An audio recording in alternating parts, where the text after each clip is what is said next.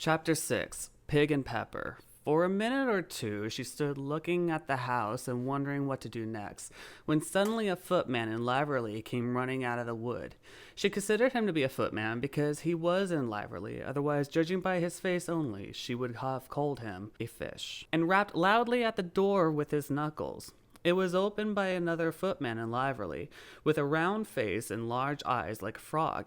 And both footmen, Alice noted, had powdered hair that curled all over their heads. She felt very curious to know what it was all about, and crept a little way out of the wood to listen. The fish footman began by producing from under his arm a great letter nearly as large as himself, and this he handed over to the other, saying in a solemn tone, "For the Duchess. An invitation from the Queen to play croquet." The frog footman repeated in the same solemn tone, only changing the order of the words a little. "From the Queen, an invitation for the Duchess to play croquet." Then they both bowed low, and their curls got entangled together. Alice laughed so much at this that she had to run back into the wood for fear of their hearing her. And when she next peeped out, the fish footman was gone, and the other was sitting on the ground near the door, staring stupidly up into the sky.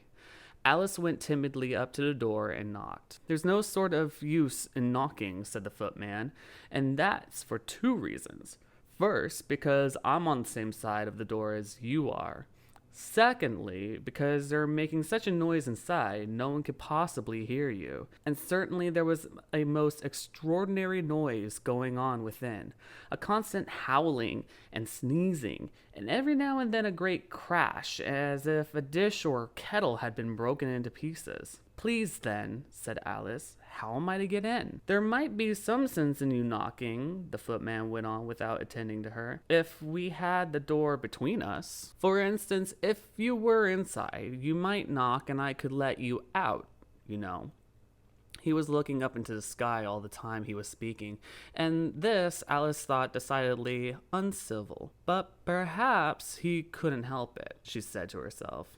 His eyes are so very nearly at the top of his head, but at any rate he might answer questions. "How am I to get in?" she repeated aloud. "I shall sit here," the footman remarked, "till tomorrow." At this moment the door of the house opened, and a large plate came skimming out, straight at the footman's head. It just grazed his nose, and broke into pieces against one of the trees beside him. Or the next day, maybe. The footman continued in the same tone, exactly as if nothing had happened. "How am I to get in?" asked Alice again, in a louder tone. "Are you to get in at all?" said the footman. "That's the first question, you know." It was, no doubt, only Alice did not like to be told so. "It's really dreadful," she muttered to herself, "the way all the creatures argue. It's enough to drive one crazy." The footman seemed to think this a good opportunity for repeating his remark with variations. "I shall sit here," he said, "on and off for days and days." "But what am I to do?" said Alice. "Anything you like," said the footman, and began whistling. "Oh, there's no use in talking to him," said Alice desperately. "He's perfectly idiotic." Then she opened the door and went in. The door led right into a large kitchen, which was full of smoke from one end to the other. The Duchess was sitting on a three-legged stool in the middle, nursing a baby. The cook was leaning over the fire, stirring a large cauldron, which seemed to be full of soup. "There's certainly too much pepper in that soup," Alice said to herself, as well as she could for sneezing. There was certainly too much of it in the air. Even the Duchess sneezed occasionally, and as for the baby, it was sneezing and howling alternately, without a moment's pause. The only two creatures in the kitchen that did not sneeze were the cook and a large cat, which was lying on the hearth and grinning from ear to ear. "Please, would you tell me," said Alice, a little timidly, for she was not quite sure whether it was good manners for her to speak first, "why your cat grins like that?" "It's a Cheshire Cat," said the Duchess, "and that's why, pig." She said the last word with such sudden violence that Alice quite jumped, but she saw in another moment that it was addressed to the baby and not to her, so she took courage and went on again. "I didn't know that Cheshire cats always grinned. In fact, I didn't know that cats could grin." "They all can," said the Duchess, and most of 'em do." "I don't know of any that do," Alice said very politely, feeling quite pleased to have got into a conversation. "You don't know much," said the Duchess, "and that's a fact." Alice did not at all like the tone of this remark and thought it would be as well to introduce some other subject of conversation. While she was trying to fix on one, the cook took the cauldron of soup off the fire and at once set to work throwing everything within her reach at the Duchess and the baby. The fire irons came first, then followed a shower of saucepans, plates, and dishes. The Duchess took no notice of them even when they hit her, and the baby was howling so much already that it was quite impossible to say whether the blows hurt it or not. "Oh, please mind what you're doing," cried Alice, jumping up and down in agony of terror. "Oh, there goes his precious nose," as an unusually large saucepan flew close by it and very nearly carried it off. "If everybody minded their own business," the Duchess said in a hoarse growl, "the world would go around a deal faster than it does." "Which would not be an advantage," said Alice, who felt very glad to get an opportunity of showing off a little of her knowledge. "Just think of what work it would make with the day and night. You see, the earth takes 24 hours to turn around on its axis." "Talking of axes," said the Duchess, "chop off her head." Alice glanced rather anxiously at the cook to see if she meant to take the hint, but the cook was busily stirring the soup and seemed not to be listening, so she went on again. 24 hours, I think, or is it 12? Oh, don't bother me," said the Duchess. "I never could abide figures." And with that, she began nursing her child again, singing a sort of lullaby to it as she did so, and giving it a violent shake at the end of every line. "Speak softly to your little boy and beat him when he sneezes. He only does it to annoy because he knows it teases." The chorus, in which the cook and the baby join. "Wow, wow, wow." While the Duchess sang the second verse of the song, she kept tossing the baby violently up and down, and the poor little thing howled so that Alice could hardly hear the words. "I speak severely to my boy, I beat him when he sneezes, for he can thoroughly enjoy the pepper when he pleases." The chorus. "Wow, wow, wow." "Here, you may nurse it a bit if you like," the Duchess said to Alice, flinging the baby at her as she spoke. "I must go and get ready to play croquet with the Queen." And she hurried off to the room. The cook threw a frying pan after her as she went out, but it just missed her. Alice caught the baby with some difficulty, as it was a queer-shaped little creature, and held out its arms and legs in all directions. "Just like a starfish," thought Alice. The poor little thing was snorting like a steam engine when she caught it, and kept doubling itself up and straightening itself out again, so that altogether for the first minute or two it was as much as she could do to hold it. As soon as she had made out the proper way of nursing it, which was to twist up into a sort of knot and then keep tight hold of its right ear and left foot so as to prevent its undoing itself, she carried it out into the open air. "If I don't take this child away with me," thought Alice, "they're sure to kill it in a day or two. Wouldn't it be murder to leave it behind?" She said the last words out loud, and the little thing grunted in reply. It had left off sneezing by this time. "Don't grunt," said Alice. "That's not at all a proper way of expressing yourself." The baby grunted again, and Alice looked very anxiously into its face to see what was the matter with it. There could be no doubt that it had a very turn-up nose, much more like a snout than a real nose. Also, its eyes were getting extremely small for a baby. Altogether, Alice did not like the look of the thing at all. But perhaps it was only sobbing, she thought, and looking into its eyes again to see if there were any tears.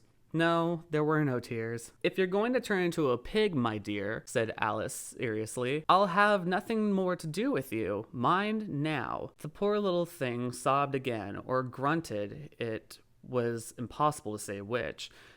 and then went on for some while in silence.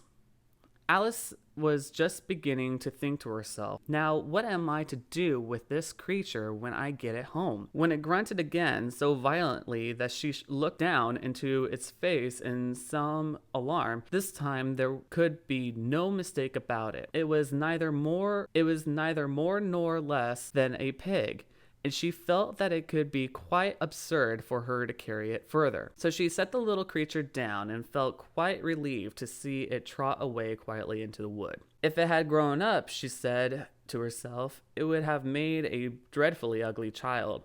But it makes rather a handsome pig, I think. And she began thinking over other children she knew who might do very well as pigs, and was just saying to herself, if one only knew the right way to change them, when she was a little startled by seeing the Cheshire Cat sitting on a bough of a tree a few yards off. The cat only grinned when it saw Alice. It looked good-natured, she thought. Still, it had very long claws and a great many teeth, so she felt that it ought to be treated with respect. Cheshire Puss, she began rather timidly, as she did not at all know whether it would like the name. However, it only grinned a little wider. Come, it's pleased so far, thought Alice, and she went on. Would you tell me, please, which way I ought to go from here? That depends a good deal on where you want to get, said the cat. I don't much care where, said Alice. That it doesn't matter which way you go, said the cat. So long as I get somewhere, Alice added as an explanation. Oh, you're sure to do that, said the cat, if you only walk long enough. Alice felt this could not be denied, so she tried another question. What sort of people live about here? In that direction, the cat said, waving its right paw around, lives a hatter, and in that direction, waving the other paw, lives a March hare. Visit either you like. They're both mad. I don't want to go among mad people, Alice remarked. Oh, you can't help it, said the cat. We're all mad here. I'm mad. You're mad. How do you know I'm mad, said Alice. You must be, said the cat, or you wouldn't have come here. Alice didn't think that proved it at all. However, she went on. And how do you know that you're mad? To begin with, said the cat, a dog's not mad. You grant that? I suppose so, said Alice. Well then, the cat went on, you see, a dog growls when it's angry and wags its tail when it's pleased. Now, I growl when I'm pleased and I wag my tail when I'm angry. Therefore, I'm mad. I call it purring, not growling, said Alice. Call it what you like, said the cat. Do you play croquet with the queen today? I should like it very much, said Alice, but I haven't been invited yet. You'll see me there, said the cat, and vanished. Alice was not much surprised at this. She was getting so used to queer things happening. While she was looking at the place where it had been, it suddenly appeared again. By the by, what became of the baby? Said the cat. I'd nearly forgotten to ask. It turned into a pig, Alice quietly said, just as if it had come back in a natural way. I thought it would, said the cat, and vanished again. Alice waited a little, half expecting to see it again, but it did not appear. And after a minute or two, she walked on in the direction in which the March hare was said to live. I've seen hatters before, she said to herself. The March hare will be the most interesting, and perhaps as this is May, it won't be raving mad. At least not so mad as it was in March. As she said this, she looked up, and there was the cat again sitting on a branch of a tree. Did you say pig or fig? Said the cat. I said pig, replied Alice. And I wish you wouldn't keep appearing and vanishing so suddenly. You make one quite giddy. All right, said the cat. And this time it vanished quite slowly, beginning with the end of the tail and ending with the grin, which remained some time after the rest of it had gone. Well, I've often seen a cat without a grin, thought Alice. But a grin without a cat is the most curious thing I ever saw in my life. She had not gone much farther before she came in sight of the house of the March hare. She thought it must be the right house because the chimneys were shaped like ears and the roof was thatched with fur. It was so large a house that she did not like to go nearer till she had nibbled some more of the left hand bit of mushroom and raised herself to about 2 feet high. Even then, she walked up towards it rather timidly, saying to herself, "Suppose it should be raving mad after all. I almost wish I'd gone to see the Hatter instead."